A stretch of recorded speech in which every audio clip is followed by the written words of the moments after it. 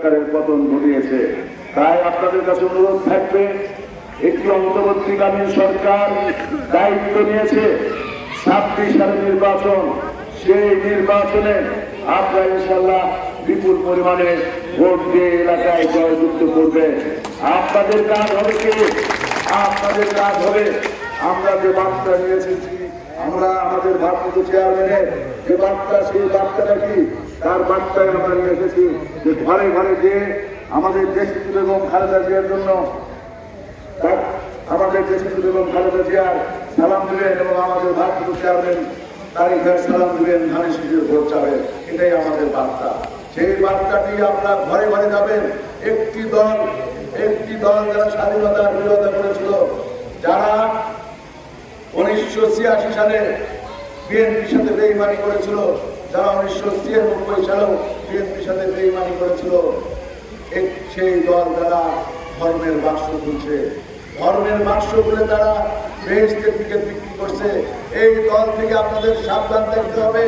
এই দল যাতে কোনোভাবে সাধারণ মানুষকে এবং মা বোনদেরকে যাতে কোনোভাবে পরিবেশন করতে না পারে, তাই আপনাদের কাছে অনুরোধ থাকবে যে আমাদের দেশনেত্রী বেগম খালেদা জিয়াকে আমাদের মা বোনেরা অত্যন্ত ভালোবাসে, পছন্দ করে, তার জন্য রোজা রাখে, নামাজ পড়ে। শুধু আমাদের দেশনেত্রী বেগম খালেদা জিয়ার সালামটা আপনারা পৌঁছে দিবেন এবং পৌঁছে দিয়ে আপনারা ভোট চাবেন এবং আপনাদের ঘরে ঘরে যেতে হবে।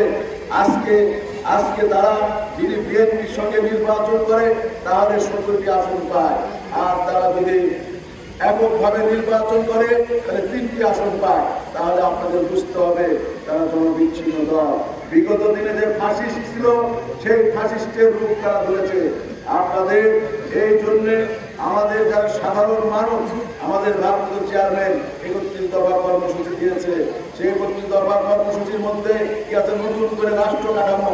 সেই নতুন করে রাষ্ট্র কাঠামোর মধ্যে যারা বেকার আছে তাদের বেকারত্ব দূর করা, ছাত্র ভাইদের কর্মসংস্থান সৃষ্টি করা এবং যারা শ্রমিক মানুষ আছে তাদের কর্মসংস্থান সৃষ্টি করা।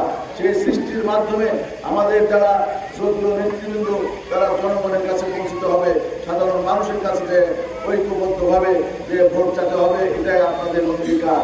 এই অঙ্গীকারের মাধ্যমে আগামী 26 সালে যে নির্বাচন, সেই নির্বাচনে এই কেন্দ্রে আমরা চাবো, যেহেতু এটা সদর নাওরমালা একটি রাজনৈতিক ঐতিহ্যবাহী ইউনিয়ন, সেই ইউনিয়নের একটি ওয়ার্ড, এই ওয়ার্ড থেকে যাতে আমাদের দেশনেত্রী বেগম খালেদা জিয়া বলেন, আমাদের ভারপ্রাপ্ত চেয়ারম্যান তারেক ভাই বলেন, যাই নির্বাচন করবে সেই নির্বাচনের জন্য ইনশাল্লাহ আমরা বিপুল পরিমাণে ভোট দিতে পারি, এই আশা রেখে আমরা বক্তব্য শেষ করছি।